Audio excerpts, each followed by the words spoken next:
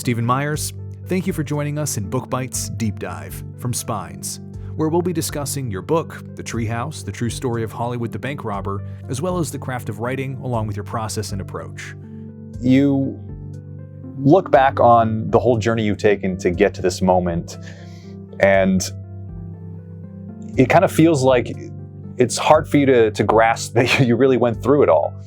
Is that an accurate way to portray it? Absolutely. I try to think back of who I was in those days, and there's no way today I could, even though I have more information and ability, technical ability to do it successfully, I can't even imagine. I can't even imagine going into replicating it, wanting to do it. It's so beyond my scope of reality and I look back and I say, my God, who, how, what?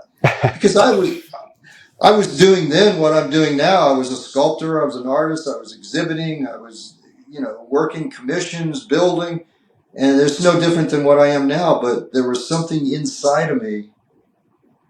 I don't know how to explain it. Scott and I came together and our interactions and his personal desires in life and creating what he created.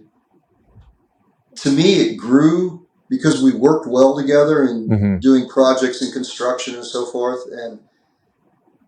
And we were really close like that. We just worked well together. And somehow I feel like what we did together was as if we were two comets colliding somewhere in the universe. And it came together and then it vanished just as quickly. It came and went.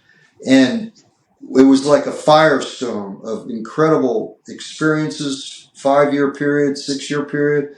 And what I can say, could I do that? Could I do it now? I can't even imagine even wanting to entertain the idea of it. So before we lose our audience for a second, let's just go take a step back. And Stephen, can you give a little bit of an explanation to listeners who may not have read the book and may not know the story, a little overview of kind of what the Treehouse is about and what your story is? The Treehouse was the center of the sort of coming together of people. Not all people that came to the Treehouse were ever involved in what we did, but the Treehouse brought people together. It was this on 19 acres of forest land, and Scott had started building this treehouse when he was studying at the Evergreen College in Olympia, Washington. And when I came there, it had already been in place, but it was rough. It was always rough, even in the end, but it was phenomenal. It was something that you couldn't imagine somebody wanting to do or even doing. And through that treehouse, there was a sort of separation from society when you got on the property, separation from the world that kept you in a kind of a womb. And the many different things that went on there with people and, lawyers, politicians would come because they heard about it. And it's so involved. The Treehouse is what made everything happen. What is the Treehouse for people who don't know? Tell us what that is. The Treehouse was named Seven Cedars. It was built between 7 cedars, and it was probably, the first story with the large deck system was maybe 30 foot in the air, and then it went all the way to the treetops. Basically, these cedar trees up, 60, 70 foot high in the air. And it had 4 stories, I believe. And then a huge deck system outside between all these other trees with showers, bathroom, jacuzzis. And then it would meander off into little pathways going out into the forest. So you could go, he had sort of meditation stoops out there hovering above, 25, 30 foot up in the air. I mean, what you're describing really is like something out of a fantasy novel, right? I mean, you're describing basically a home built up in the trees. A home built in trees, and it was something so phenomenal that you just shake your head when you see it, because would work. I mean, he started this on his own, and it was very primitive in the beginning, but it got more and more elaborate. He had big double pane glass windows, and I mean, it's hard to explain. And right. But he had his kitchen. We had running water. We had hot water. We had everything you wanted up there. But it was not sophisticated. It wasn't really, technically constructed in a way that would meet code. Definitely not meet code. But it was all structurally safe, if that makes sense. But nothing existed there that would be allowed to exist in the world today.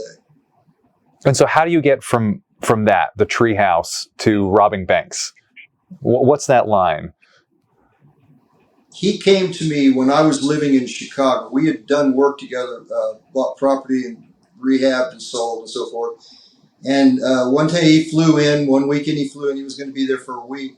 And he came to me. This was after his first bank robbery that I wasn't a part of.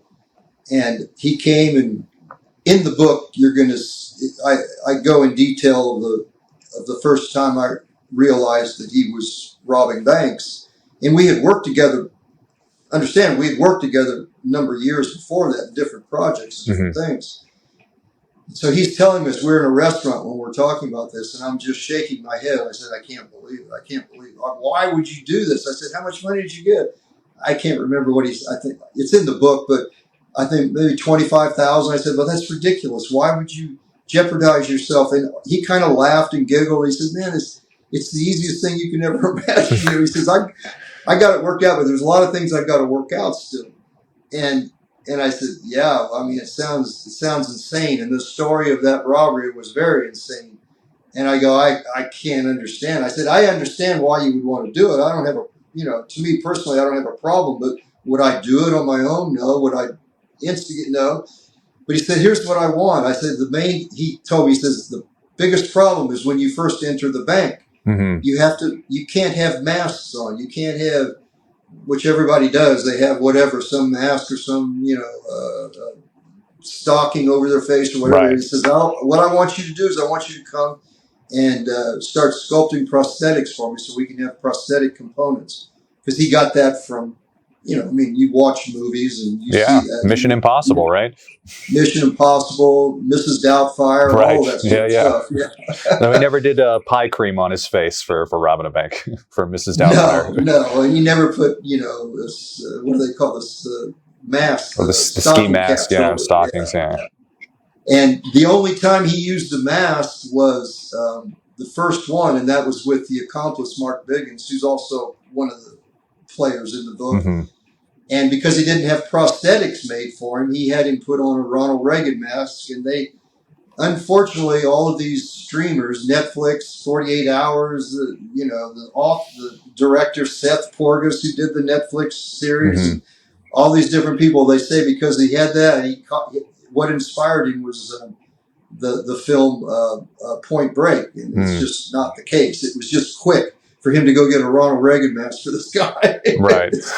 You see what I'm saying? He knew that's the wrong thing to do, but he had to do it for that circumstance. And so, but anyway, I told him, I said, we're sitting in the restaurant and I'm telling him, I said, Scott, say, I have no problem, but I just can't, something like this for this kind of money just doesn't make any sense. And I said, but yeah, I'll help you come out and I'll sculpt it for you. It's a pretty cool idea. I like the idea.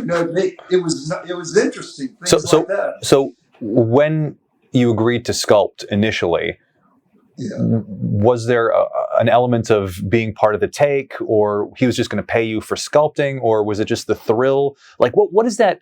I think that's the most fascinating element maybe for most people is that switch. Because I'm sure many people have fascinated or imagined themselves maybe doing something more daring, but most people don't take that leap.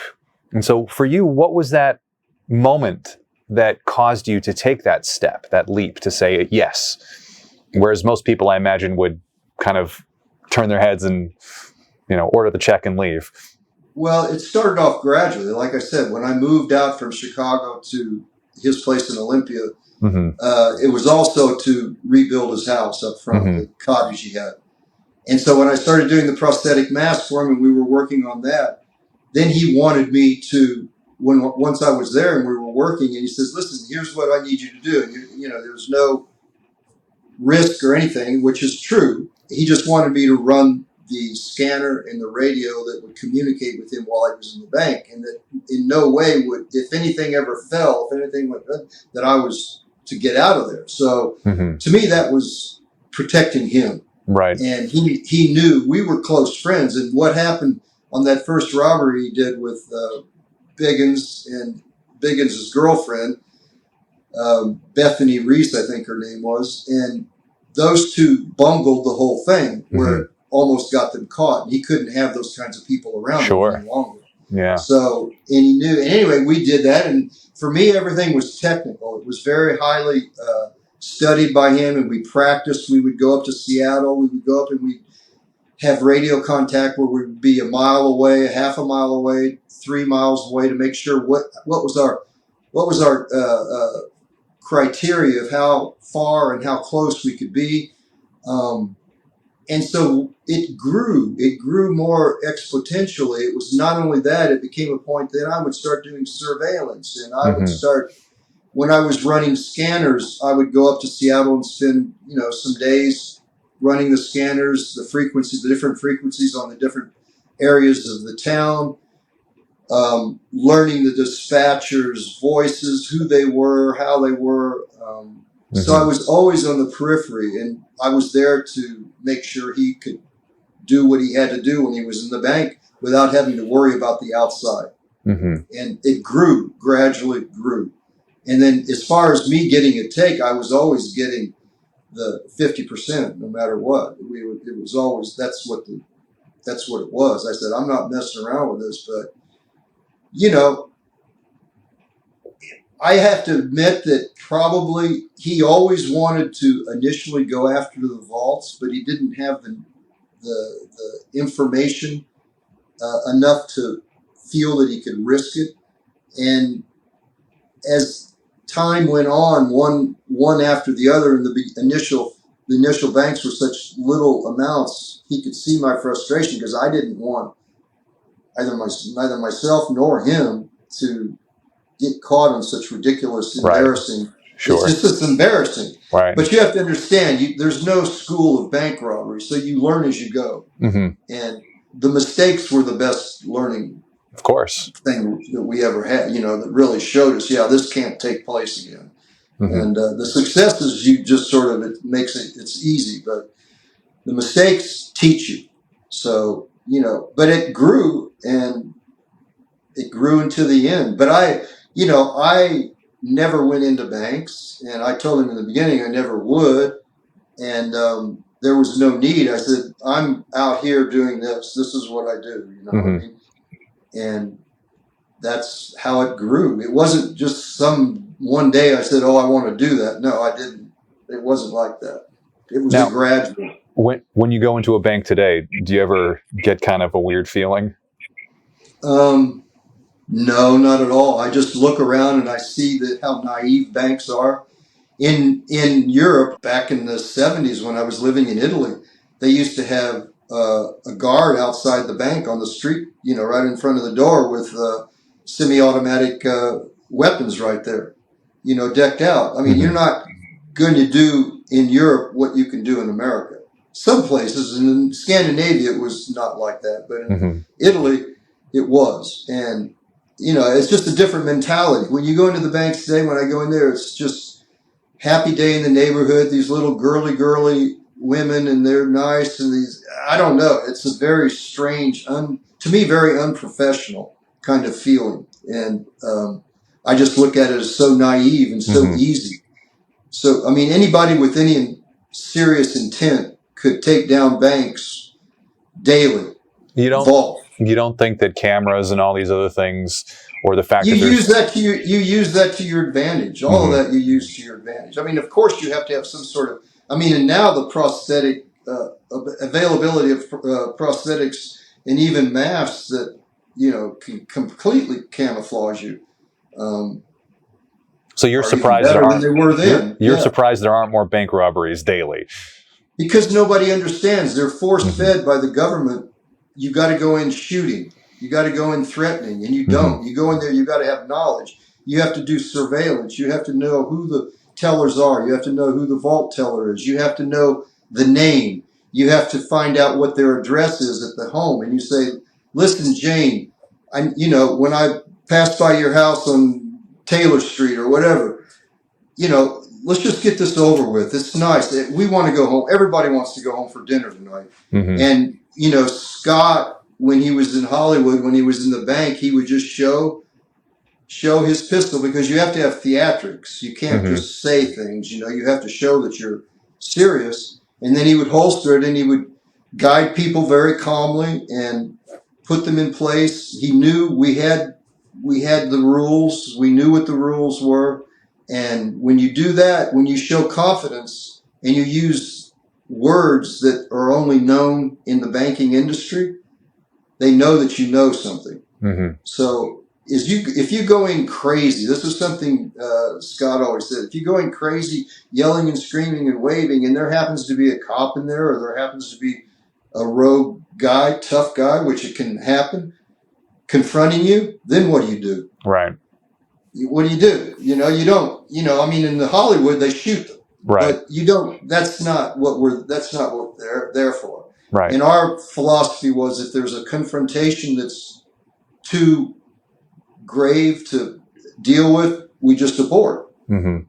You abort and you go to the next day. But that in itself never happened. It was always, but because you know things that only they would know, you portray a sense of confidence and when you go into the vault and you know what to tell them, who to ask, who to get, who to have open the vault up for, who to do what you need to do, they're going to obey. And they're trained by the FBI, especially on Hollywood and Seattle. They were trained and coached to obey. Don't ever confront. Don't ever do. Don't ever go against it. And that's why we stayed in Seattle, because the FBI actually helped us on that front. Of course, today, though, you have much more like marked bills and things like that. They had marked bills then. That's why we laundered all the money before we used it. We would launder. I would go to Las Vegas or Reno and launder the money in a very normal way, not in an obvious way at all. And that's what you have to do. But if you don't, but they had marked bills then. They've always had that. Yeah, you just have to know how to get rid of it. And, but in the end, you guys did get caught. So even when you're saying, it's so easy today, and still, what's preventing most people, I suppose, well, probably many things, but you did get caught in the end, right? So the system does work to a certain extent. And I don't think you're advocating for people to go out and rob banks. I hope not, certainly. No, it's not something you can do lightly. I mean, it takes investment to do it too. It's not something you can, you have to invest in vehicles. You have to have backup. You have to have knowledge. But no, you can say we got caught back then, but we knew what we were facing and why we got caught. And even in the getaway when we had, at one point, Scott said, we need to abort this. And I said, no, let's just get what they're called ProNet tags. They're electronic tracers, GPS tracers. And it took them years to get that in the bank. And when I was speaking with Sean Johnson, the FBI agent, he says, because the banks don't want to pay the money it takes to do that.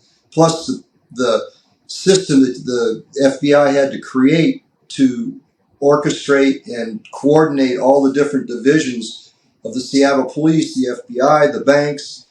There's a lot of electronics that get into place. You have to have transceivers. You have to have mobile transceivers that can follow the thing, and it costs money. The banks have to pay, I think he said it was $2,000 a tracer. And when one bank has probably 3 to 4 tracers in their bank, it gets to be quite a hefty amount. Sure. And that was across all of Seattle. Not all the banks, but the ones that we were normally taking, and that's a lot of money, and they refuse to do it because obviously their insurance will pay for it. Right.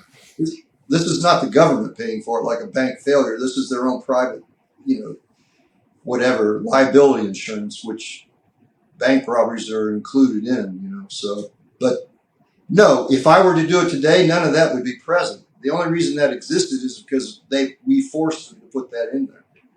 So you helped them, you could say. Huh? You helped them, you could say. Well, we forced them to make that decision. We'd been waiting for years for them to put it in, and it only happened in the very end. And, we still said, okay, we know they had it.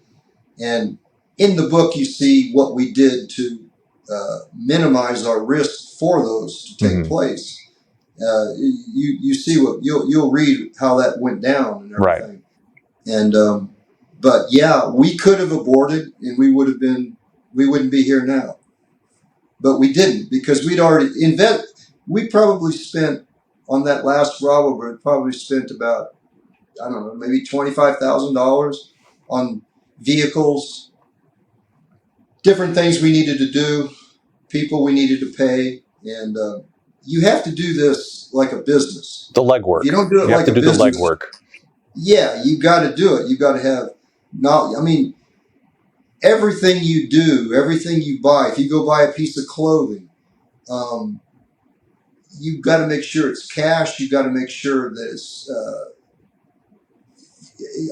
There's just so many things you got to cover up. Mm-hmm. Prints, everything. You have to sanitize everything you do. You have to sanitize your clothes. You have to do everything. You have to put false products in the vehicle. If you're going to if we leave a vehicle intentionally for the FBI, we leave, for example, we would leave female hair in the back seat because when they vacuum the car out, they're going to see if they can get anything like hair or anything with DNA they can get or whatever. Right. Give them some lead of some sort. And I'll tell you honestly, when I was visiting this last weekend, Sean was telling me going over his investigation, and he was telling me this took place then. I go, my God, how brilliant of you to do that. So if we'd have known that, we would have you were that close.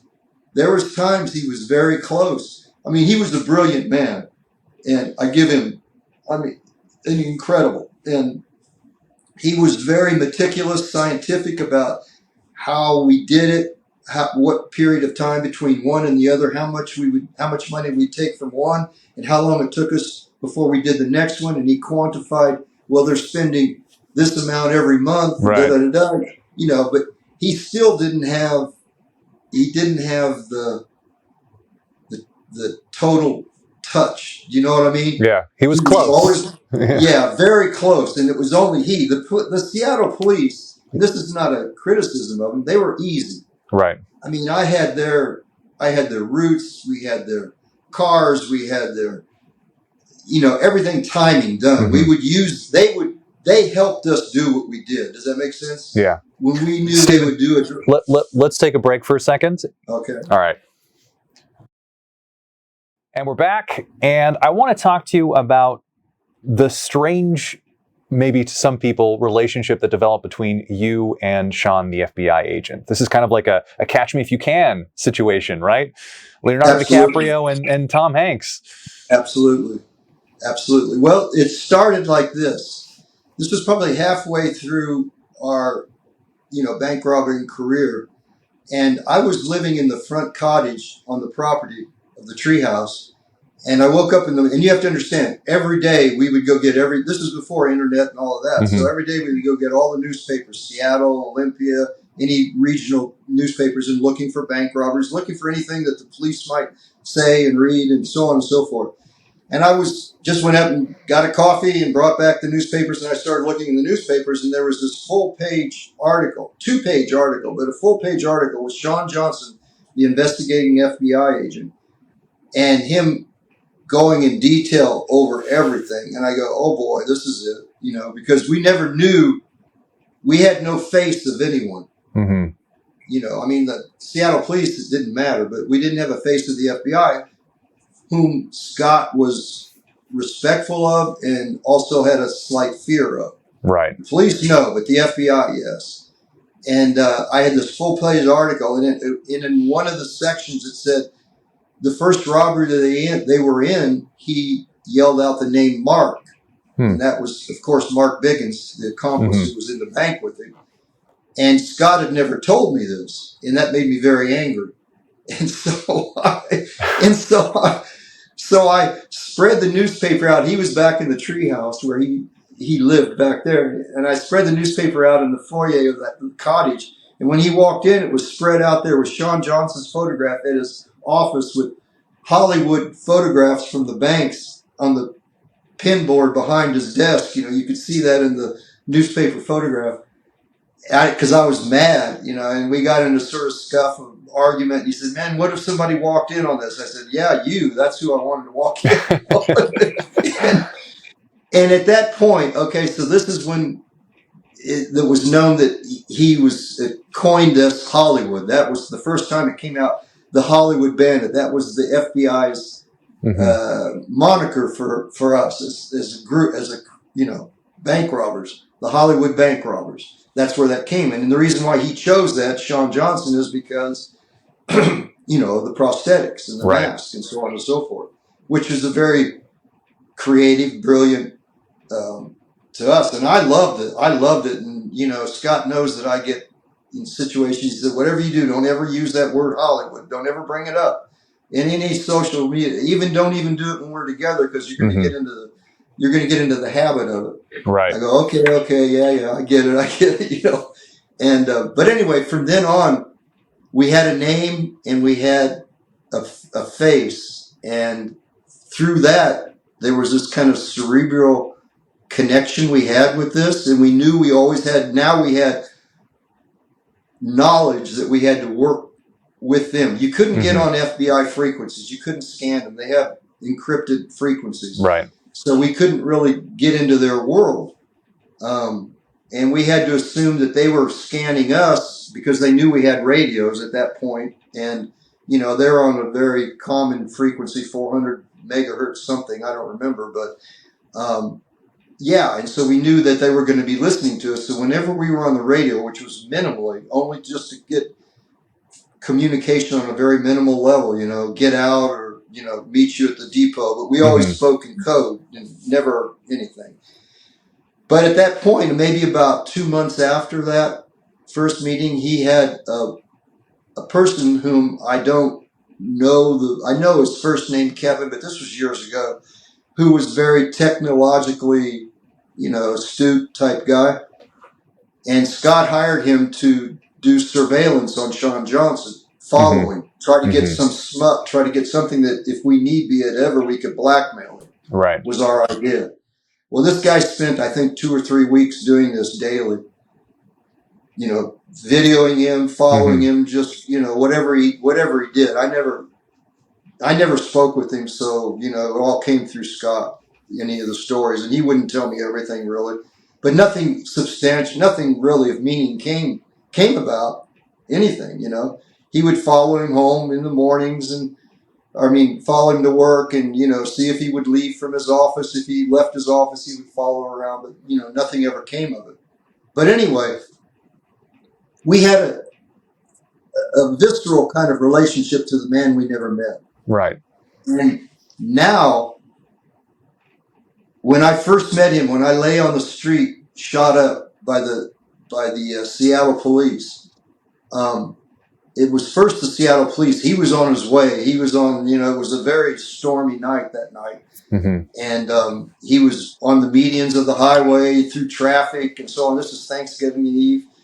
And he finally gets there and he comes in a blue jacket with FBI wrote over it. And I looked up at him. I was laying flat down on the road, on the wet road. And I looked up at him and he comes over and he was almost gleeful in a way.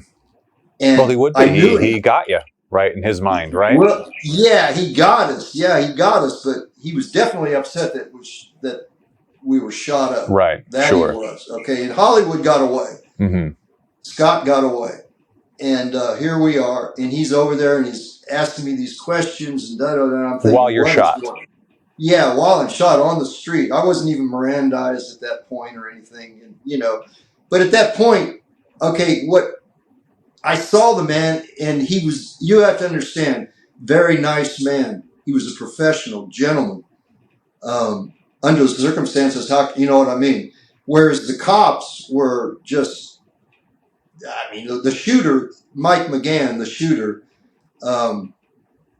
was just a classless piece of shit, basically. I mean, he had no, he acted like, to me, he acted like he was high on crystal meth or cocaine, and he had a shotgun, you know, aiming and going around, jumping up and down, screaming and yelling like a madman. Mm-hmm. And I'm thinking, man, this guy, I mean, I didn't care at that point if he blew my head off. I was, you know, my life ended at that point. Right. It wasn't the, do you see what I'm saying? Sure. Everything of the past was gone. So now I'm starting from zero again.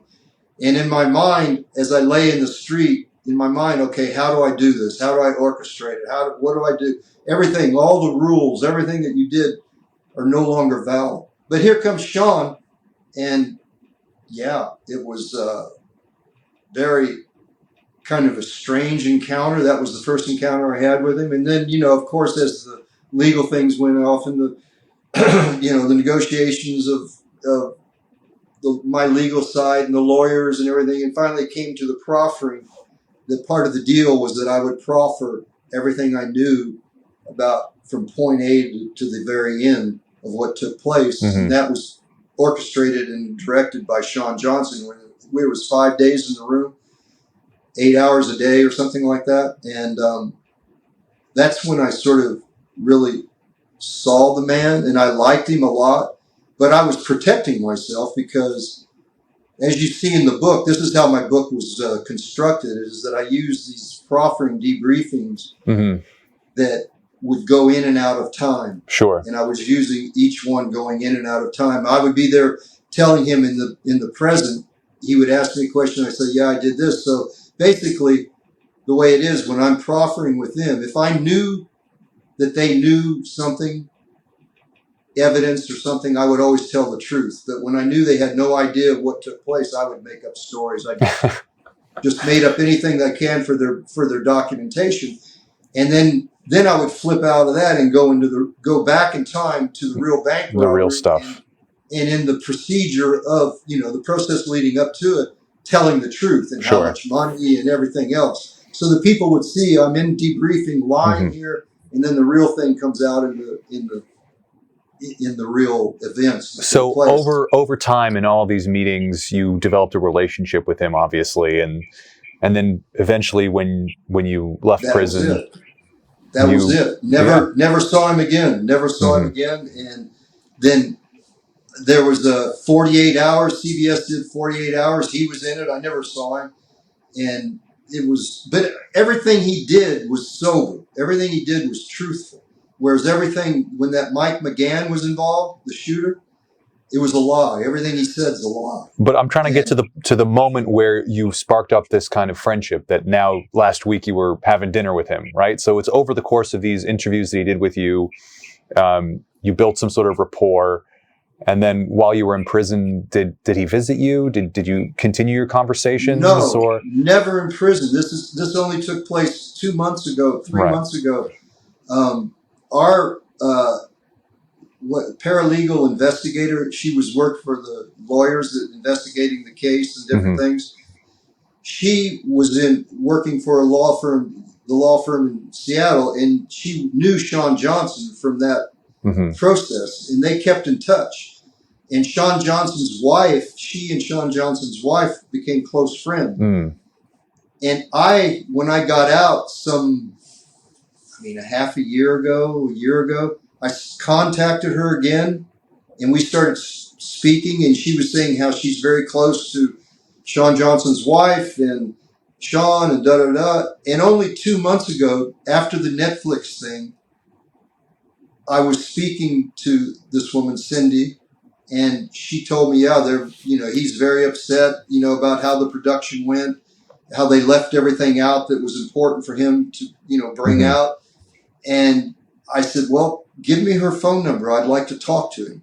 Wow. I would just like to talk to him. And I called him up, and when we spoke, it was as if we were buddies forever. Wow.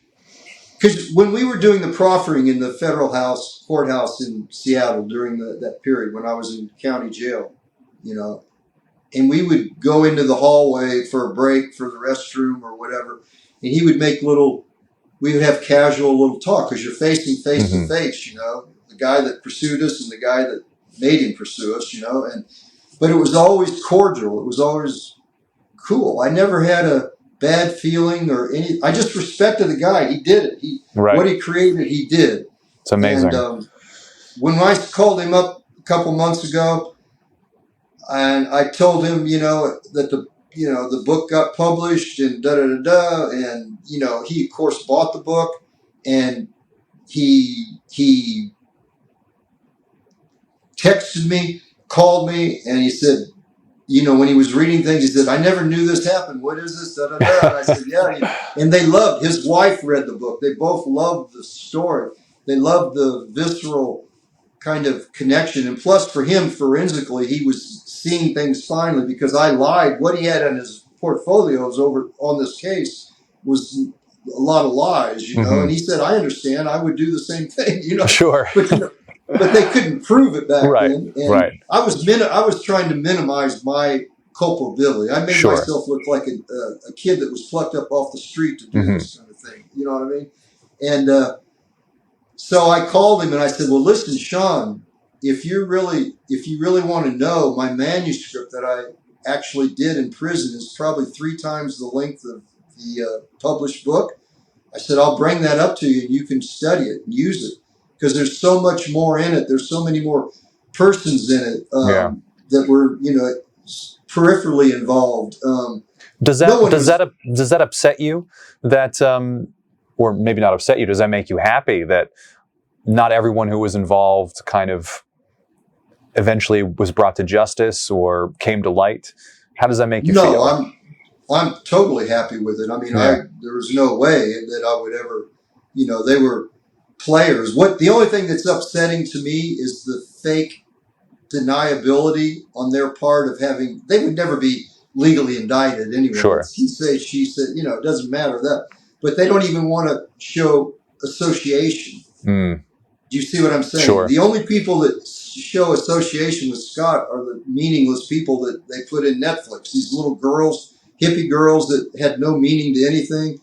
They were in the neighborhood and they want to get their little moment of fame or whatever, but the real people behind it that knew things and lived off Scott's wealth and abundance and lifestyle, that loved it then, and they all knew that there was something. They didn't know what, but they knew there was something going on. And there's other people that did actually work with us, women that got paid good money to go buy vehicles for us, came to the Treehouse and spent weekends with their kids and just luxuriant, lived a beautiful life. They loved it. But now none of them want to come forward. They don't want their life smirched. They don't want their life, whatever. Which I get, but at the same time, no.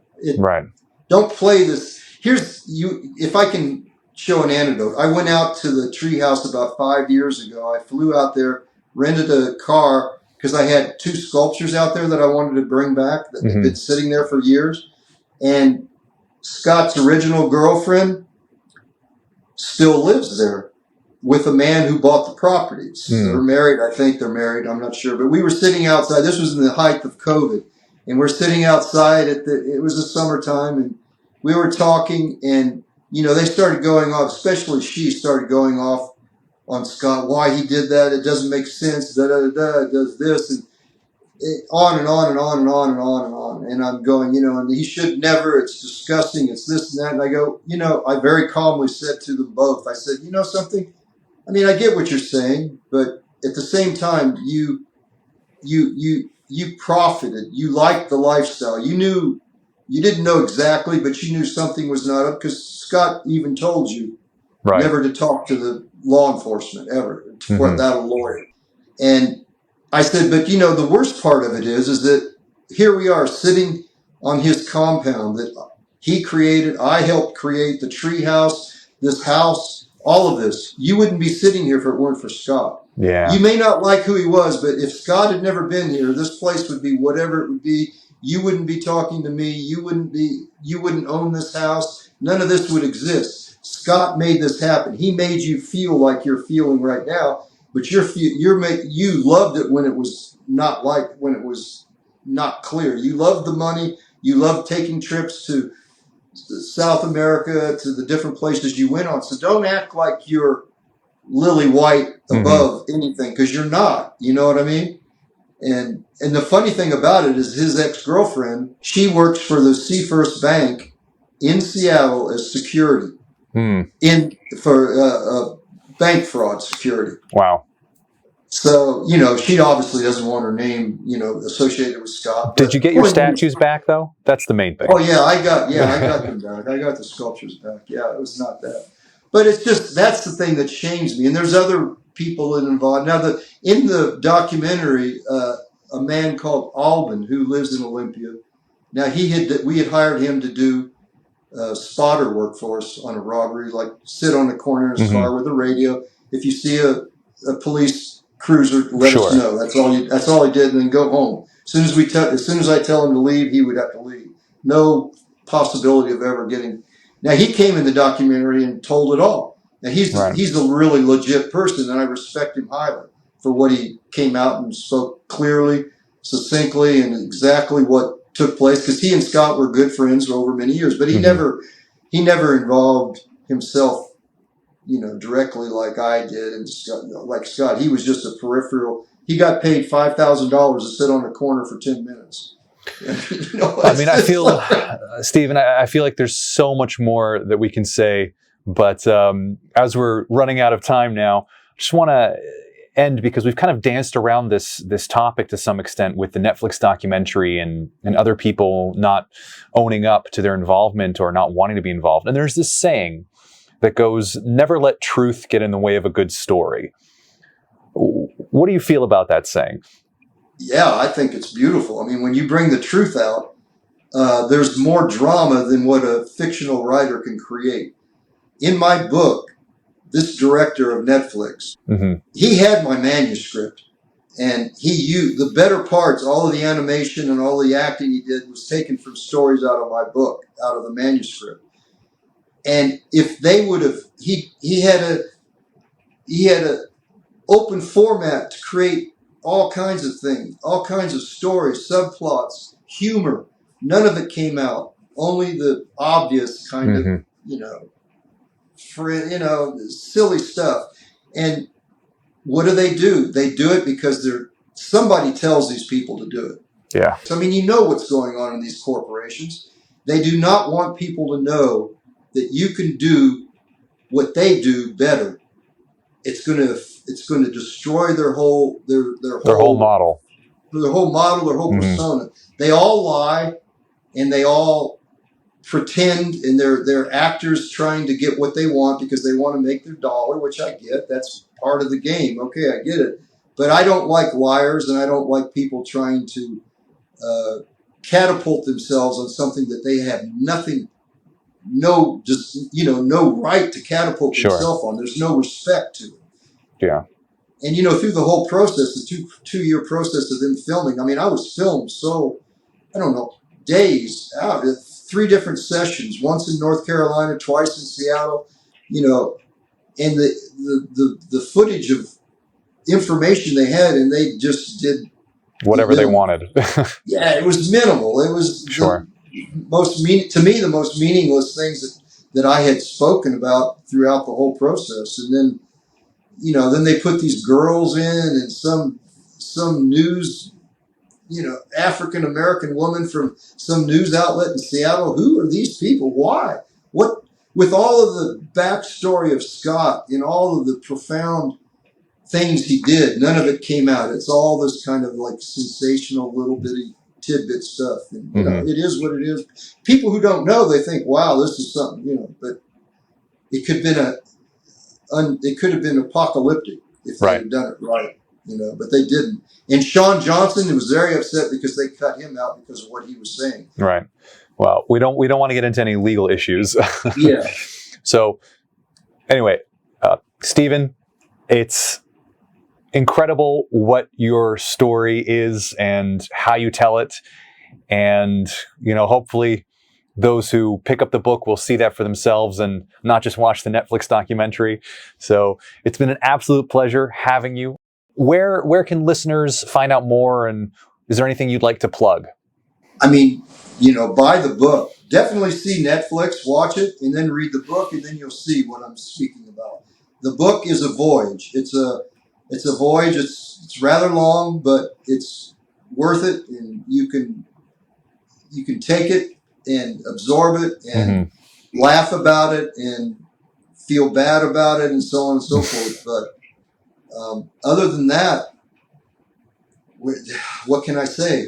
And just buy the book and see what comment on it and review it as you will. Beautiful. Thanks, Stephen.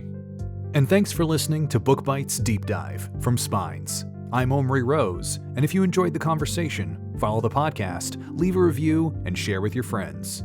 Most importantly, join us next time, and happy reading.